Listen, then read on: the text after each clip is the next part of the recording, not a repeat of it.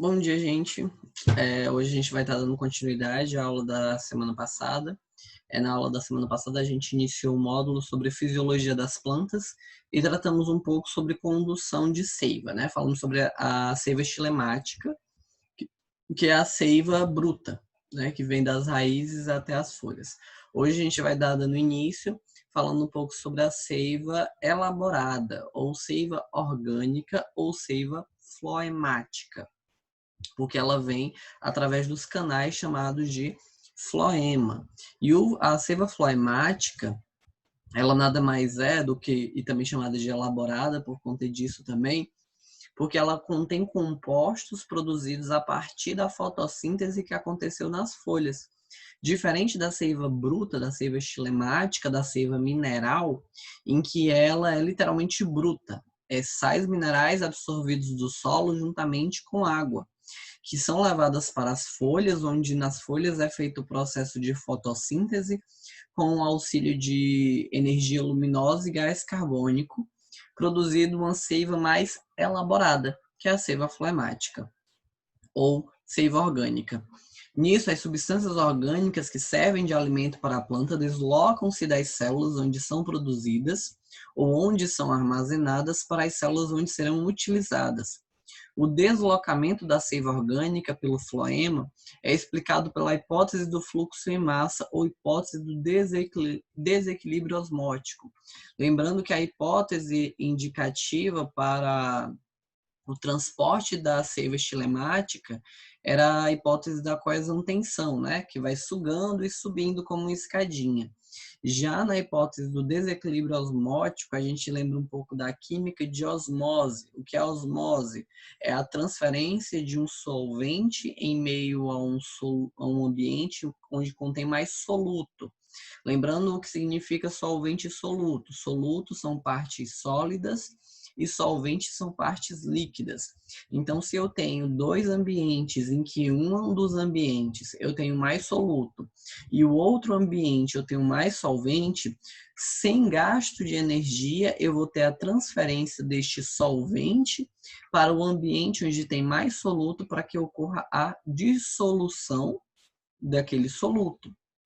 Por isso que em sapos, quando se joga sal, o que não é recomendado, pois eles têm respiração cutânea, que é a respiração pela pele, a pele dele é muito porosa, tem muitos poros para ele conseguir respirar.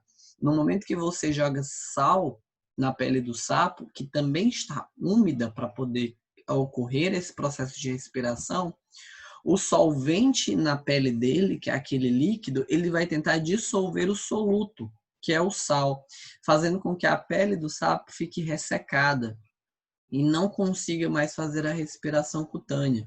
Além de que o soluto em grande quantidade também faz com que os poros sejam entupidos, não fazendo também com que ele consiga respirar. Então ele acaba, dependendo do tamanho do sapo, não sobrevivendo por falta de oxigênio. Mata o sapo ou as rãs asfixiada. Segundo a hipótese do desequilíbrio osmótico, a gente tem que nas regiões de produção ou de armazenamento das substâncias orgânicas produzidas por meio da fotossíntese, chamada de fontes, células especializadas do floema bombeiam ativamente substâncias orgânicas solúveis, principalmente glicídios, para o interior dos elementos floemáticos. Com isso, a pressão osmótica nos vasos floemáticos torna-se maior que nas células adjacentes e eles passam a absorver a água, a pegar solvente. A entrada de água nos elementos floemáticos cria um fluxo que arrasta as células orgânicas em direção a seus destinos, onde elas são ativamente absorvidas e utilizadas pelas células consumidoras, denominadas de drenos, que não produzem nem armazenam substâncias orgânicas. Aqui a gente tem, né, o início aqui, cortou aqui, mas é o fluxo de água no xilema, movido pela transpiração. E aqui o fluxo de água entre o xilema e o floema.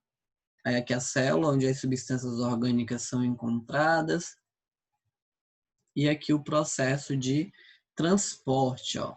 Xilema sobe e libera água para o floema, que desce, fazendo com que as células da raiz absorvam o que ele está trazendo e, ao mesmo tempo, encaminhem o que é necessário para a produção da seiva floemática. Aqui só tem um exemplo da relação e explicação deste fluxo de água, e tem aqui a outra explicação em relação ao que eu acabei de falar para vocês sobre o transporte osmótico. Eu tenho uma bolsa B com água, que seria o dreno, e tem uma bolsa A com sacarose, que seria a fonte onde estão os glicídios.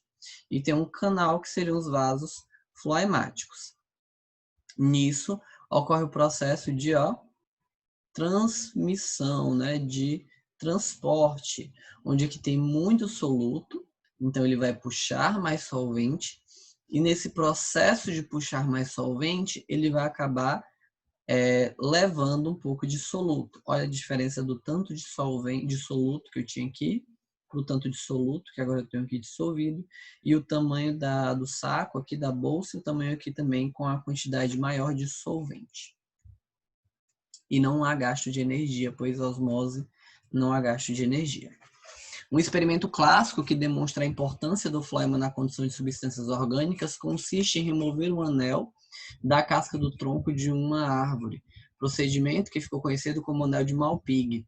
A casca contém periderme, parênquima e floema. Lembrando que o quê? Na região mais interna do cerne da planta, eu encontro floema, e na região mais lateral do caule, que eu encontro floema. Se desloca exatamente na região do câmbio vascular, um tecido frágil e delicado situado entre o floema mais externo e o xilema, que forma a madeira e o ramo.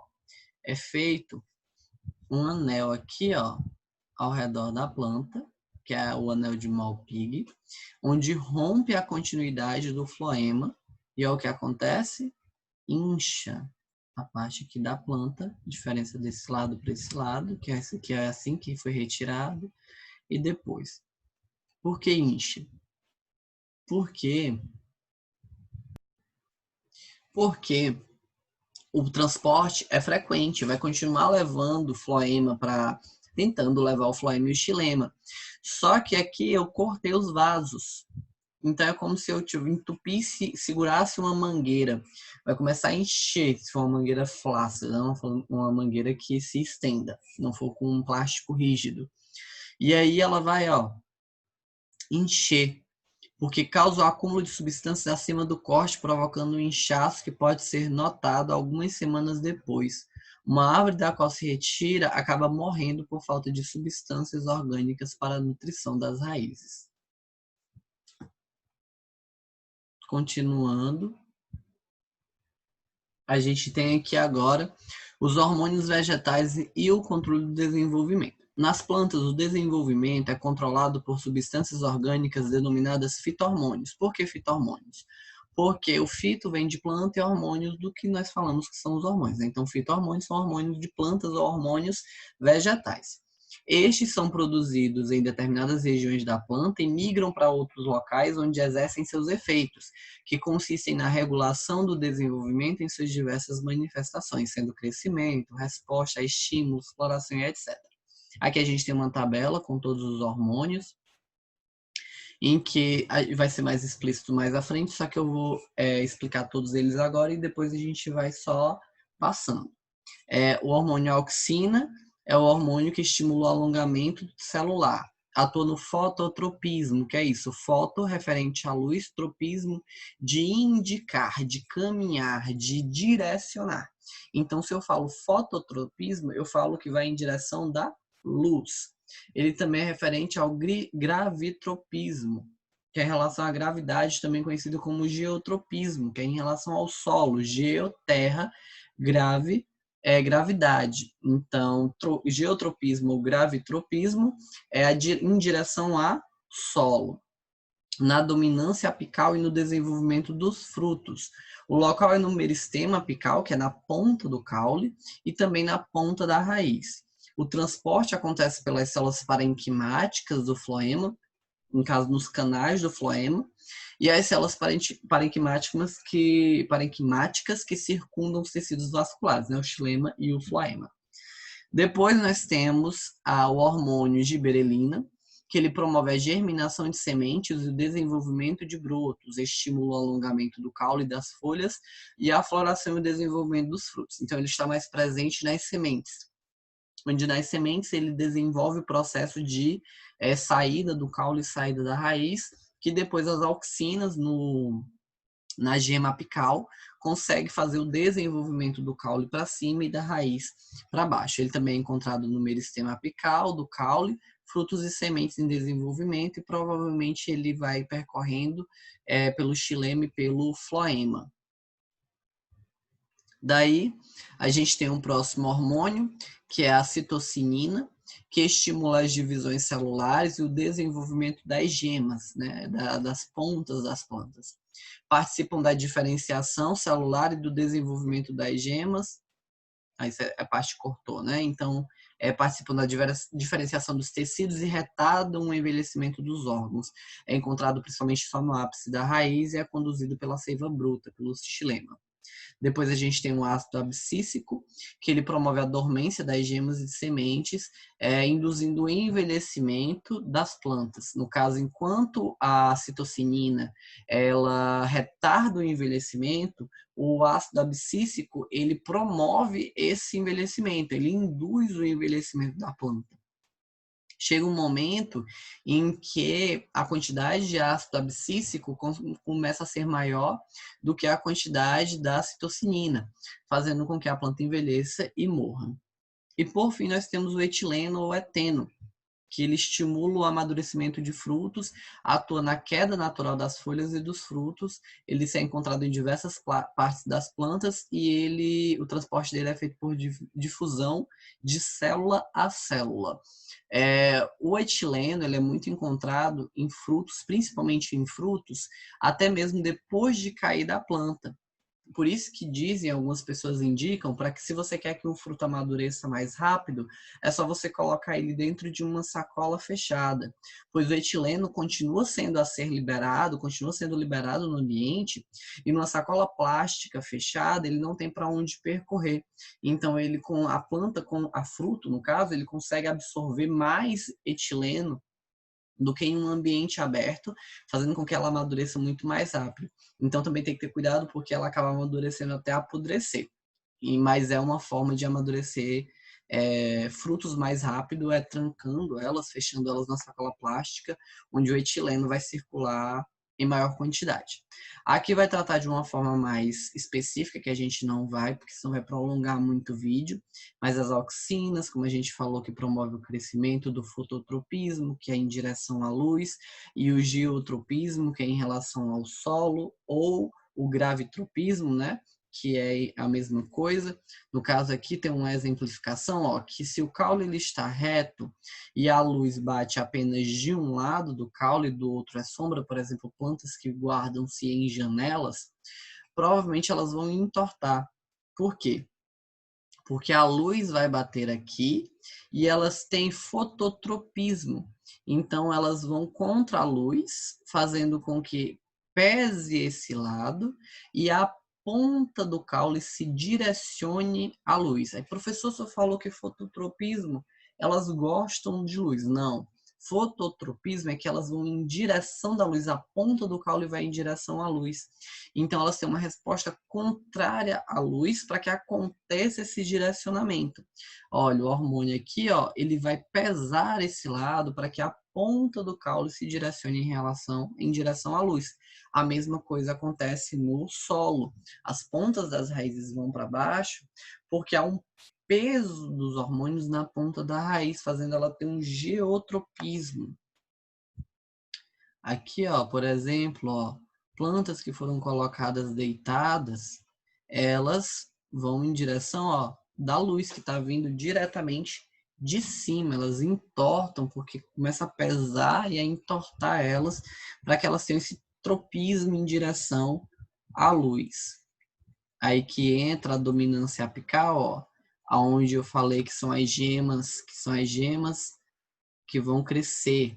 No caso aqui eu tenho as gemas dormentes que elas vão desenvolver em caules. No caso, se cortar essas gemas, que é a eliminação, as plantas elas não vão desenvolver a partir dali. não quero que minha planta cresça, eu quero que ela fique pequena. Então, eu corto a ponta da minha planta que ela não vai crescer mais para cima, ela só vai crescer para as laterais. Se eu cortar as minhas gemas laterais, ela vai crescer só para cima. Se eu cortar as gemas laterais e apical, que é a gema de cima, ela não cresce, mas provavelmente vai morrer, porque ela não vai ter um desenvolvimento. Depois da auxina, a gente tem a giberelina, que é produzida na gema apical, no meristema apical, e é responsável, como a gente já falou, sobre o desenvolvimento embrionário das sementes. Depois a gente tem as citocinas, que retardam o envelhecimento e auxiliam no controle no controle dos hormônios e assim da divisão celular. Aí a gente tem o ácido abscíssico e o etileno, que o ácido abscíssico ele é responsável pela interrupção do crescimento das plantas, como também induz o envelhecimento, e o etileno que é responsável pelo amadurecimento do fruto, né? A liberação deste gás, o etileno. Por fim, continuando, a gente tem os fitocromos em relação ao seu desenvolvimento. Uma classe de substâncias importantes no desenvolvimento das plantas é o chamado fitocromo, que é uma proteína que permite às células vegetais responderem a estímulos luminosos. As moléculas de fitocromo podem assumir duas formas interconversíveis, chamadas de fitocromo vermelho distante. O fitocromo vermelho, também conhecido como P, conhecido como P porque em inglês fitocromo é escrito com P, ele transforma-se em fitocromo VD, que a gente tem o V do vermelho e VD do vermelho distante, conhecido também como PFR, PR de Phytochrome Red e PFR de Phytochrome Far Red, que é distante do vermelho, vermelho distante. Ao absorver luz vermelha de comprimento de onda, que a gente falou na última aula, né, sobre comprimento de onda, que é para poder acontecer o desenvolvimento. A planta ela tem muito disso da energia luminosa influenciar conforme o seu comprimento. Certos comprimentos não são absorvidos, certos comprimentos são absorvidos melhor. Então, o fitocromo, que auxilia na germinação, na floração e na abertura estomática, mas que depende muito do comprimento da onda, que neste caso é o comprimento de onda vermelho. Aqui a gente tem a relação entre a luz e a germinação das sementes, em que o efeito da luz sobre a germinação é denominado de fotoblastismo, que blastos vem de broto, né, de semente. Sementes cuja germinação depende de estímulos luminosos são chamadas de fotoblásticas positivas, enquanto aquelas que não precisam de estímulos luminosos são chamadas de fotoblásticas negativas. As positivas precisam de luz, senão elas não germinam, enquanto as negativas não precisam de luz, não precisam de exposição à luz. As sementes da maioria são fotoblásticas negativas, que não precisam de luz, pois elas são colocadas no interior da terra. Nesses casos, o eixo epicótilo-hipocótilo alonga-se nas plantas e emerge no solo como um cotovelo denominado de gancho de germinação, né? Que a gente tem aqui, ó, as sementes foram enfiadas na terra, e aí tem o primeiro nó, o segundo nó e a produção de folhas. Até o seu crescimento e o gancho de germinação, que é aquela primeira folhinha que sai da semente. Aí fala um pouco aqui da luz e do estiolamento, que o estiolamento quando a planta é jovem, ainda está enterrado no solo, que é o crescimento sem luz. Trata-se de um processo adaptativo que faz a planta atingir logo a superfície, né? Um crescimento rápido, e ao atingir a luz ela tem um fototropismo. E aí a gente tem a luz e a floração, que é chamado, diversas espécies têm sua floração regulada pelo fotoperiodismo, que é pela duração relativa entre os períodos de luz e de escuridão. Quanto ao comportamento, as plantas podem ser classificadas em 3 tipos, que é plantas de dia curto, plantas de dia longo e plantas neutras.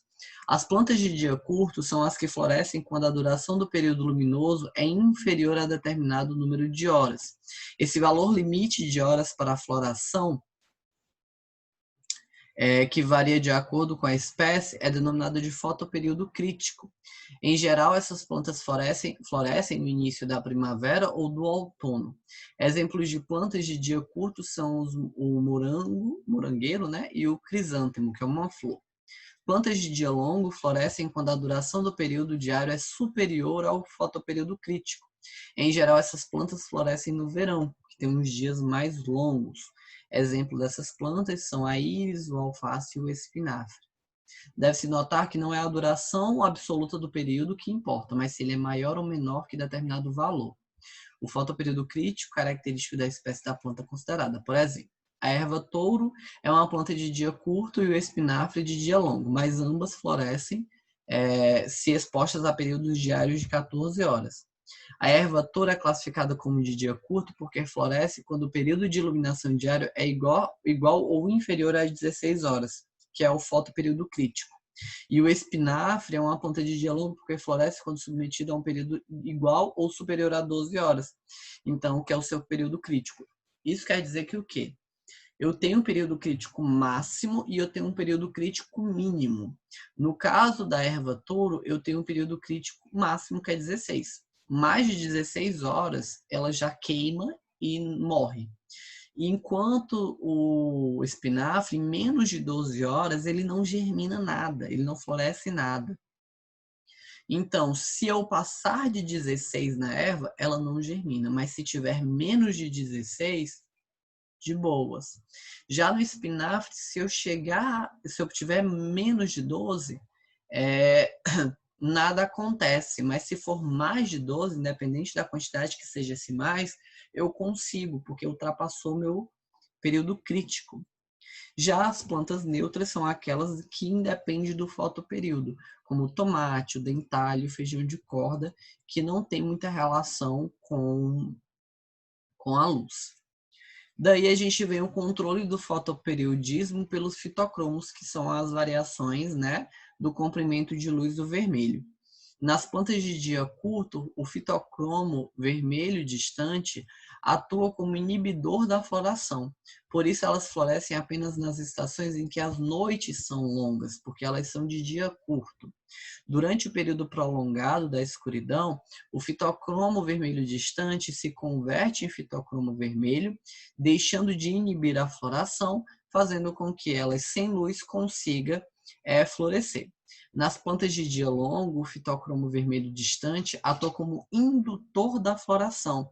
Então, em períodos de escuridão curtos, elas não florescem, a inibição do fitocromo, ele inibe a floração, porque ele transforma-se em fitocromo vermelho, e que em momentos de dias longos de luz, elas florescem mais rapidamente, como é que a gente tem os exemplos, né? De dia longo, de dia curto com interrupção de noite por conta do fitocromo. E aí a gente tem de dia longo, de dia curto e de dia curto com interrupção de noite, que é a relação do fitocromo. Ó. Dia longo não floresce, dia longo floresce, dia curto floresce, dia curto não floresce. Dia curto com interrupção também não floresce e dia curto com interrupção floresce. Cada planta tem uma característica diferente, certo?